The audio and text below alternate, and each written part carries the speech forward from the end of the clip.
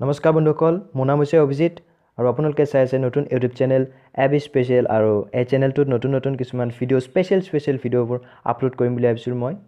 So আপোনালোকে চাই থাকক, আগবাঢ়ি নিওঁ ভিডিঅ'টো। বন্ধুসকল, আজি এই ভিডিঅ'টোত আমাৰ অসম বীৰ লাচিত বৰফুকনৰ বিষয়ে এটি ধাৰণা দিবলৈ মই চেষ্টা কৰিছোঁ। আমি সকলো অসমবাসী ইতিমধ্যে বীৰ লাচিত বৰফুকনৰ কথা জানো। তথাপি কিছুমান নজনা কথা থাকিব পাৰে বুলি ভাবি এই ভিডিঅ'টোৰ আগমন ঘটাইছোঁ। বীৰ লাচিত সমগ্ৰ অসমৰ লগতে ভাৰতবৰ্ষতো সুপৰিচিত। তেওঁৰ জীৱনগাথা চিৰস্মৰণীয়। 1612 খ্ৰীষ্টাব্দত লাচিত বৰফুকনৰ জন্ম হৈছিল। তেওঁৰ পিতৃৰ নাম আছিল মোমাই তামুলী বৰবৰুৱা। এই মোমাই তামুলীৰ প্ৰকৃত নাম আছিল শুকুতি আৰু লাচিতৰ পিতৃও এজন সুনিপুণ যুদ্ধ পৰিচালক আছিল।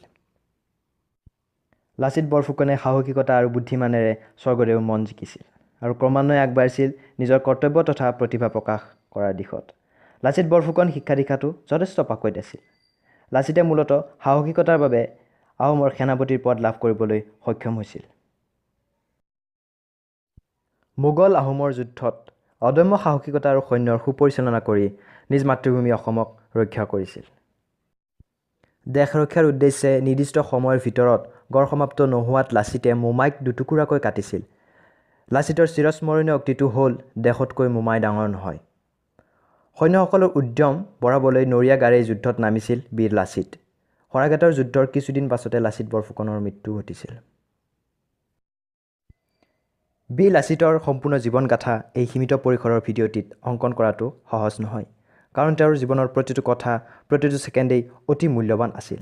তথাপি এটি ধাৰণা দিবলৈ চেষ্টা কৰিছোঁ অসমৰ মহাবীৰ লাচিত বৰফুকনৰ। বন্ধুসকল, ভিডিঅ'টো কেনে পালে জনাব আৰু ভাল লাগিলে লাইক কৰিব, কমেণ্ট কৰিব, শ্বেয়াৰ কৰিব এণ্ড ছাবস্ক্ৰাইব কৰিবলৈ নাপাহৰিব চেনেলটো, যিহেতু নতুন চেনেল, খুবেই নতুন, একদম পিয়'ৰ হয়। এণ্ড কাষত থকা ঘণ্টা বেলটো দবাই দিব যাতে সোনকালে পায় আপোনালোকে লেটেষ্ট নটিফিকেশ্যনবোৰ এই চেনেলটোৰ। আৰু অজানিত হৈ যোৱা ভুলবোৰৰ বাবে ক্ষমা বিচাৰিছোঁ, কাৰণ নতুনকৈ খুলিছোঁ ইউটিউব আৰু ইউটিউবৰ জগতলৈ আহিছোঁ। মই অসমৰ হয়, গতিকে অসমৰ হকে কিবা এটা কৰিব বিচাৰোঁ পোনপ্ৰথমে। চ' আপোনালোকৰ ছাপোৰ্ট লাগে এণ্ড ধন্যবাদ সকলোকে। Thank you so' much.